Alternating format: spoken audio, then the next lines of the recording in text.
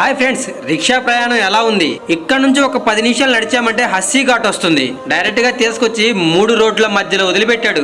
ఏదో మనకి 4 ముక్కలు చదవచ్చు కాబట్టి ఆ సరిపోయింది. స్ట్రైట్ గా వెళ్తే టెంపుల్, రైట్ సైడ్ కి వెళ్తే మనకి హస్సీ ఘాట్. ఎండ మాత్రం మామూలుగా లేదు ఫ్రెండ్స్. మన ఆంధ్ర తెలంగాణలో ఫుల్గా వర్షాలు పడుతుంటే ఇక్కడ మాత్రం ఎండ చూడండి. ఇంత మధ్యాహ్నం టైంలో కూడా భక్తులు అయితే అస్సలు ఆగడం లేదు. ఇక ఫారినర్స్ అయితే ముసుగులు కట్టుకొని అంతే చూస్తున్నారు మనకెళ్ళి. నిజం చెప్పాలంటే కాశీ నిజంగా అద్భుతంగా ఉంది. అసలు మాటల్లో చెప్పలేము. మంచిగా డబ్బులు రెడీ చేసుకొని ఒక వారం సెలవు పెట్టి వచ్చేయండి. ఇక్కడ చూసారా, ఎక్కడ చూసినా కానీ బంబం బోలే వాళ్ళే ఉన్నారు. వీళ్ళు వాళ్ళ ఇంటి దగ్గర నుంచి నడుచుకుంటూ వస్తారు. మనం జర్నీ చేస్తున్నప్పుడు హైవేల మీద నడుచుకుంటూ వెళ్తారు కదా, వీళ్ళే.